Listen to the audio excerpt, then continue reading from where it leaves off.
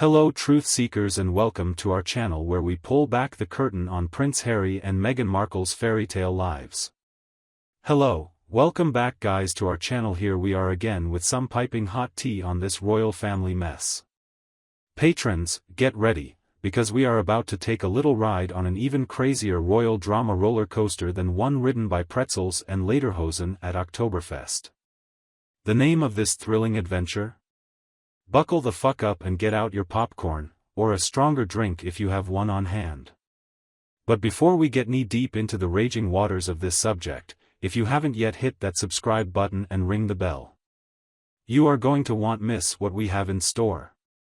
And she declares the bewitching hour has hit now, with King Charles making his endgame move because he can, to hand William permission and freedom to destroy Harry and Meghan. Oh please. Is this Game of Thrones? I thought last I checked we were dealing with the British monarchy, not the Iron Throne. If Charles starts on the back of a dragon, I eat crow. Snow? So, the man we pass off as some expert this and that, Tom Quinn, saying Harry's being told to establish a UK homestead so his grandpa, Charles, can come hang with the grandchildren. Right. Because nothing says family bonding like encouraging your 18-year-old to emigrate. He seems like the type who will take that well. Harry, can you return to the US please? Dad is lonely and these video calls make him sick. I invite you to pause and think about the consequences of doing this. Returning to the UK will take Harry and Meghan back into an environment where they were constantly stomped over with media attention. One of the key triggers that caused them to take a step back from their royal duties and emigrate was undoubtedly the desire for a quiet life outside Britain, in particular, free from press intrusion into family affairs as well around exposing themselves To hope that they backtrack on a huge life decision seems not just foolish but also slightly cruel given what had and has been going on in their lives. The relationship between Harry and the other members of his family has been, at best, faltering. All of this has just been pouring gasoline on the fire, and it comes to his dysfunctional and fractured family, which he also blames for a lot sadness in both of their lives. For me, this would be akin to Harry coming back to the UK and doing some of his well-known activities without ever discussing or acknowledging those deeper, stirring pots under the surface. The inner issues have to be figured out first, before moving somewhere can even begin as a realistic option. Oh, and Meghan's side of the story? She has been open about the difficulties of being in the royal family and dealing with press scrutiny. To be honest, that is a lot to ask of her because this couple has built an entire life and established roots in California where they have been doing amazing charity work as well as focusing on their own business away from the UK. Well, now let us think about King Charles. It is one thing to think that he would play his sons against each or other, like the worst villain in a medieval power playbook. Instead, in reality it might very well be more complex and benign than that. As a tradition, as an institution and its many workings, the royal family is one very dedicated to protocol. That stretches Charles, the future king, even further as a father and grandfather. It is a tightrope to walk, and what can seem brutal or in some cases cold might be approached genuinely with the hope of protecting both the monarchy as well as preserving his family's honor. Still, the visual of this is unmistakably loaded. The public and the media adore a royal feud story littered with twists as this one does. William having been awarded the license to kill Harry and Meghan is hyperbolic, of course, but it ties in with a broader thread about sibling rivalry and duty versus the pursuit of our best personal lives. Give me a break. Oh, and this concept that Meghan wouldn't need to be there? Oh, how convenient. I mean, who cares if we just rip a husband away from his wife, the mother of his kids? Not that they were a family unit. Nope. We will send the kids in like their packages and have them flown back when all is said and done. But how tone-deaf can you really be, right? Brilliant plan, Tom. I am sure Harry and Meghan will be delighted. On to this, Harry could be becoming an American new cement.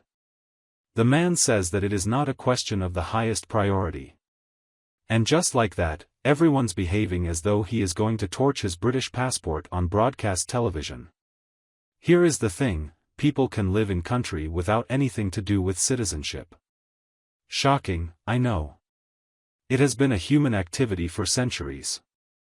Just because you have a home in another country doesn't mean you're not still one of them, and possibly getting so hot under the collar about Harry's comments is really rather silly. Meghan, who never felt at home in the UK, color me shocked. So who wouldn't feel at home in a room where every sneeze is analyzed, each word spoken bantered about, and an outsider to the man behind you? A real paradise, isn't it? The never-ending media stalkerazzi and public dissection would drive anyone away. She's lucky she didn't get caught sooner than she did. But here's the kicker, folks. As we bicker over whether Harry is a F******ing American, or ask the ever-pernicious question of whether Meghan will reappearance in England, there are problems for humanity. Climate change? Nah. But how about we dive into Charles hating video calls? Economic crises? Who cares? Did you catch the news that Meghan may never come back to this country? Seems that we live in bizarro world where the royal family matters more than, just about anything else. The focus on Harry and Meghan's private lives is to the detriment of more important global affairs. On to this obsession of wanting Harry and Meghan gone. The media and groups of people seem to go out their way to ridicule them at every opportunity. What does it matter if you tear them down? Because they were not afraid to buck the rules and try a different roll-on for size, because their hearts came from outside those lines that had been drawn. The heat on these teams comes more from a frustration directed at their independence than it does potential ratings. And to make it worse, this non-stop scrutiny and judgments does not help anyone but plays a part in creating more toxicity. All it does is perpetuate a toxic circle of blaming and using negativity. We should be looking at the good things instead of killing them for everything they do. Harry and Meghan have undertaken a number of charitable endeavors to try make the world better. We should appreciate and applaud these efforts. Finally, the salacious focus on Harry and Meghan is not just misguided but harmful. It would simply be taking our attention away from the most important issues to all of humanity, and constantly feeding into a culture which thrives on negativity. We should shift our attention to what really matters and celebrate the good that comes out of Harry and Meghan. This story is not only controversial, but shows a great deal of strength and will to make the world just one bit nice. What does that even mean? Booming into their Montecito manor with a wrecking ball are William and Kate? Will Charles put the royal hex on them? It's ridiculous. These aren't characters from a comic book, they're actually just people who said screw it with the royal circus. But, yes, you guessed it, what really grinds my gears is being in the family and alienating one against another. Charles was trying to make peace with Harry one minute. The next, he is telling William to wipe him off the face of this earth. Make up your minds, people. They are not WWE wrestlers, they are a family. A terribly broken, incredibly lucky family. Oh yeah, and the real victims in all this, the poor kids. Archie and Lilibet are just two kids trying to color with crayons, more likely to be concerned about getting their next playdate on the books than if Grandpa Charles is mad they only FaceTime him once a month. No, let's get them in on this mess. Because, nothing says healthy childhood like being played as pawns in a family feud, right? Reporting on the royal family madness has reached stage bananas. Each flick of a finger, every careful pronunciation and even the slightest glance is carefully sliced open for inspection as if it reveals to universe. The energy level needed just to keep up with that is immense. Imagine living it. The endless, unrelenting stress and pressure of constant surveillance, of my own conduct, the same burdening grip on appearance behavior, the forever comparisons to having lost what I used to have. No wonder Harry and Meghan wanted out. But who wouldn't want to break free of that goldfish bowl? Here's a wild thought. It seems that we ought to let these people just live their lives without making every move have the weight of a soap opera storyline. I can see you looking at me with skepticism and probably thinking, what a wild idea. Would we maybe think, instead, about who cares whether Harry is un-American or not? What if we just kind of let them figure some things out without all the commentary on how wrong it is? But who am I kidding? Royal drama is just too addictive. Umpteen seasons of a reality show that never goes off air, just new episodes every day. And we, the audience? Hooked. We want the shock, we desire the mystery, the scandal. It's fun, that's all there is to it. However, there are actual people behind the headlines and gossip, people who have to live a very complicated life. So, let's give them a break. The time has come for us to cease sensationalizing every family feud and affording them the same dignity we would hope our own families receive. In the end, they are only human.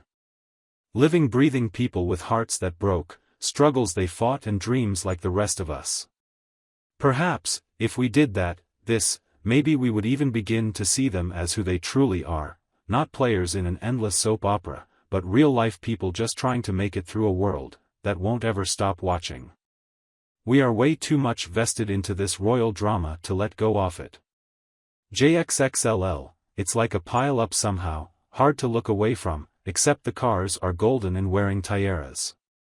We get baited in and never let go, with the juicy stories plastering every headline ever written, sucking us into a web of who has an edge over another endlessly.